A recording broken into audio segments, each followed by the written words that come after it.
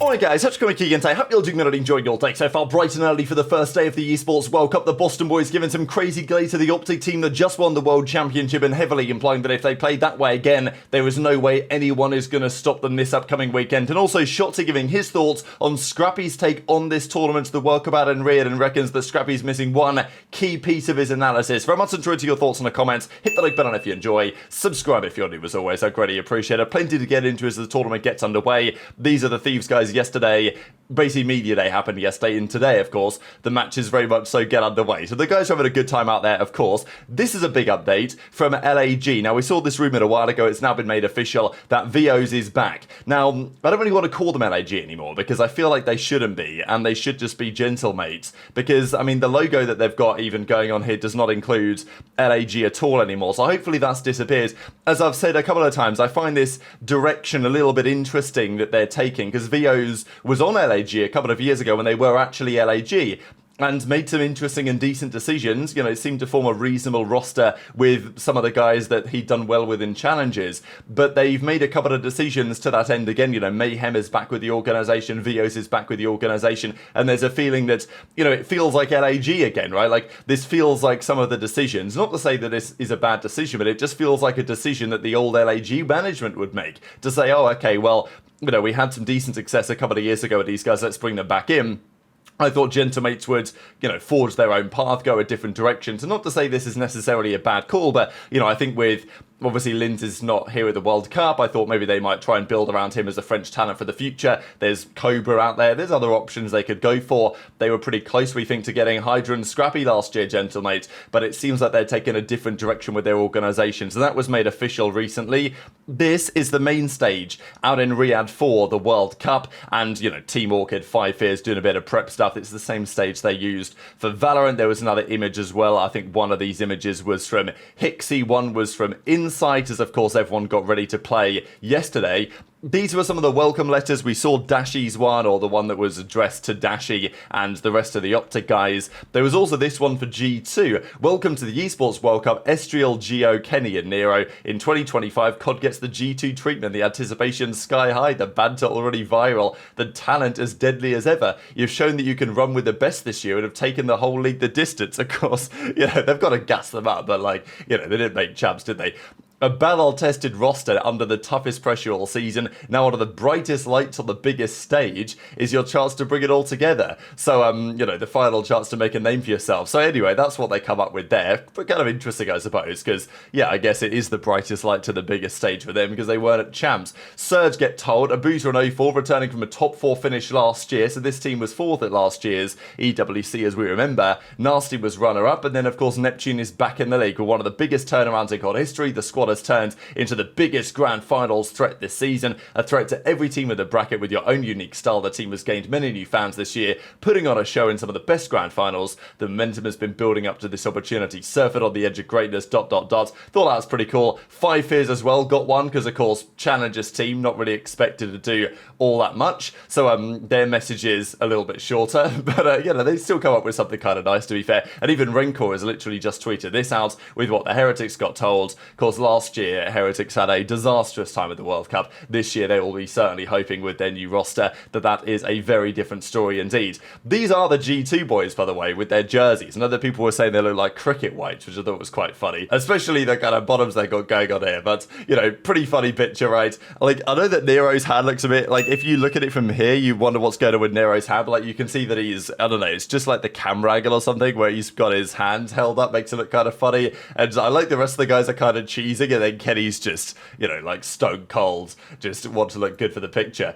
And this is the OpTic guys in a similar setup as well. So anyway, they did the media day yesterday. We'll see the implications of that, I'm sure, over the course of the weekends. And there's a bit of back and forth. EWC are tweeting out picture of Shotzzy, picture of Mercules. As we look at this guy, we're going to see Shorty in a second call this guy the industry plant. And that is pretty interesting and entertaining. This was last year. So 2024 Shotzzy, having just won the World Championship. This is 2025 Shotzzy, Shotzzy having just won the World Championship. So, you know, it's basically the same thing again. Thought that was pretty funny that they put together. And the OpTic guys, as we know, sitting down and playing a bit of FIFA in what I think is probably still, again, the player lounge, because everyone is over here. I think it's nearby the hotel where they're staying. So, yeah, JP and Calm are getting some work in. We'll see, of course, who turns up for these guys on the main stage over the course of the weekends. Merc, Shotzzy, Huke at it again. So, yeah, they're getting ready for the tournament. Of course, not playing COD in this image. It is still a question that we will find out in the coming hours exactly what it looks like to play at EWC, what the CODcaster looks like, if anything. I'm sure we're going to have an awful lot to talk about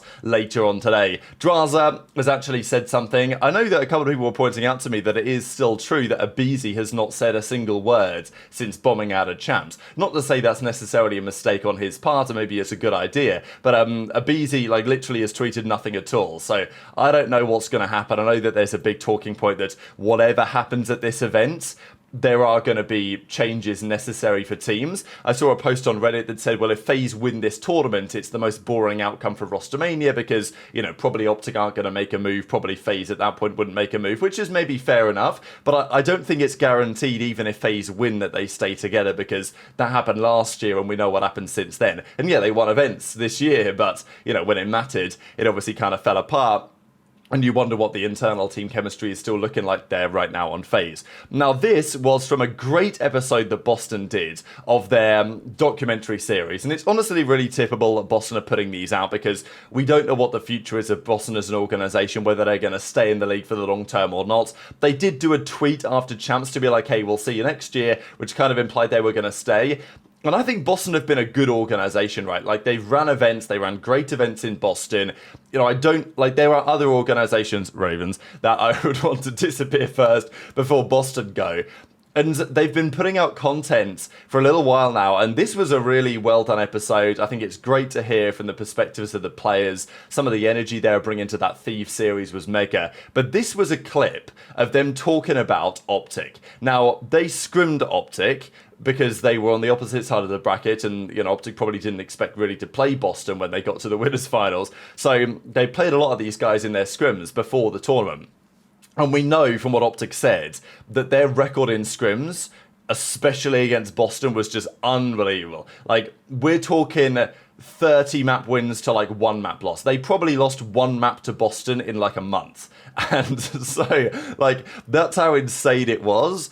And Boston, it's funny this, right? Because people are looking at this two ways. I'll share the clip for you guys in a second, but some people are saying, damn, these guys' mental is so weak, I can't believe that they were just kind of already given up or whatever. But I think Boston recognized that realistically, they've just, like, they can try their best. And even the clip from backstage, which is right here, this is after game 2, where they're realizing, like, damn, these guys, like, are just unbeatable right now. They're playing at a different level.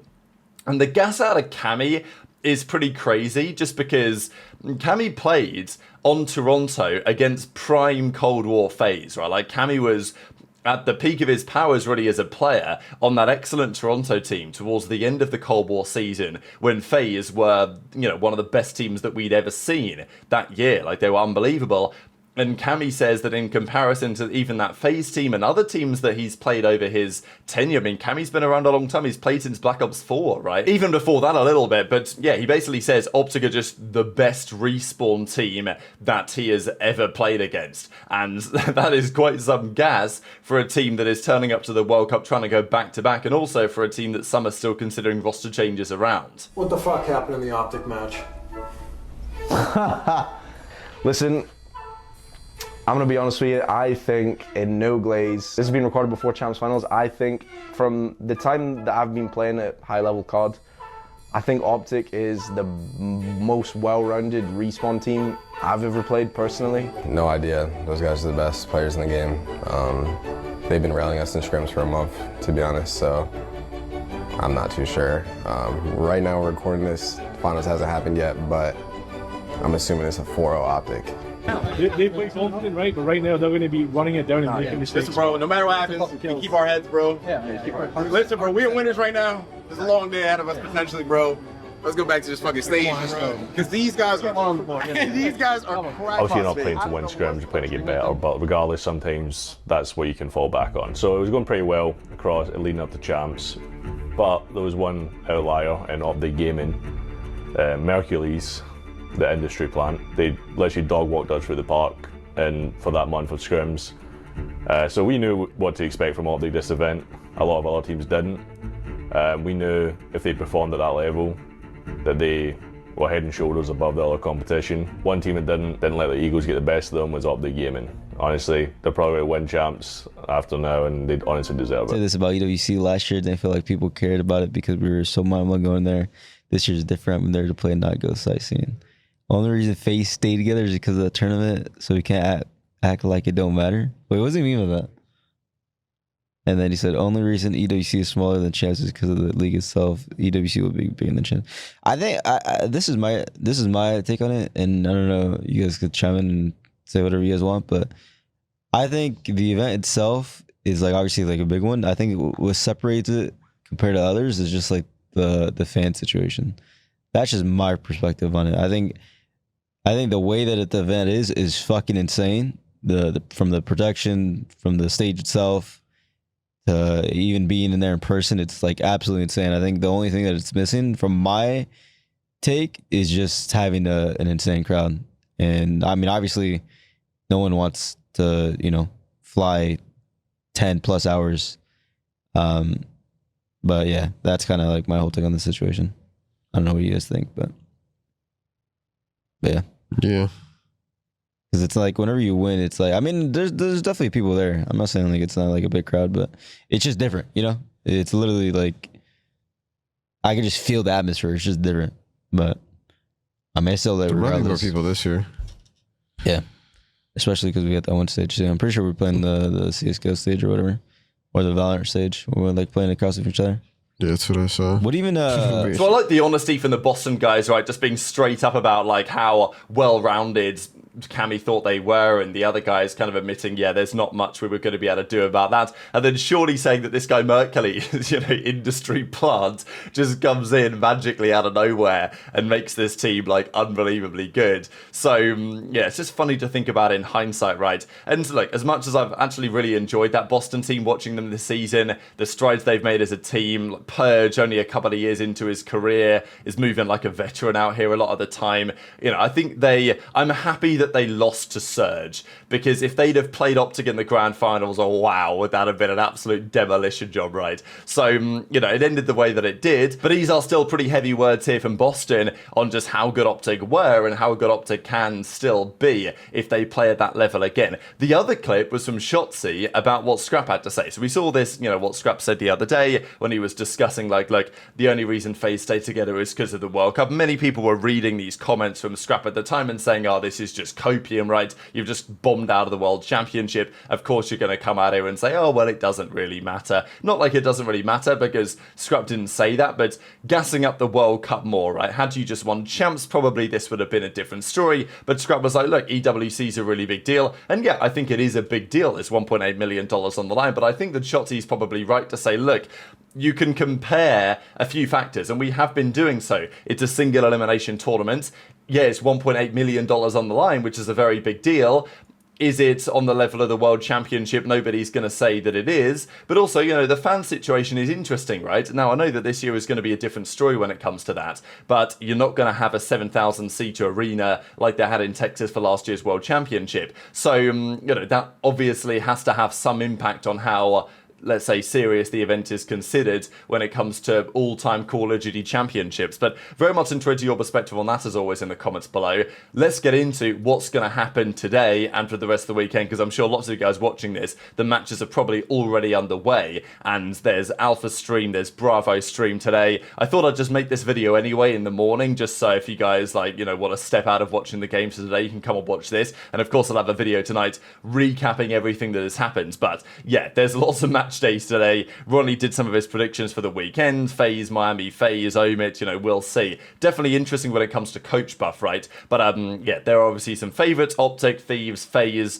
I would be surprised if anyone else other than those 3 teams wins, but who knows? Maybe Surge have something in them, maybe Heretics have something in them. But this is the schedule for today. Now, as I say, some of these matches may already have been happening or whatever by the time you guys are watching this video, and that's perfectly fine. But the first game of the day well, it's actually in quite a few hours for me. Well, that's 3 hours from when this video roughly is going live, is when OpTic versus 5Fears happens, G2 Cloud9. But, you know, these are the games. There are 6 match slots. The final games are set to finish at 10 p.m, you know, BST. Obviously, that's 5 p.m. Eastern Time.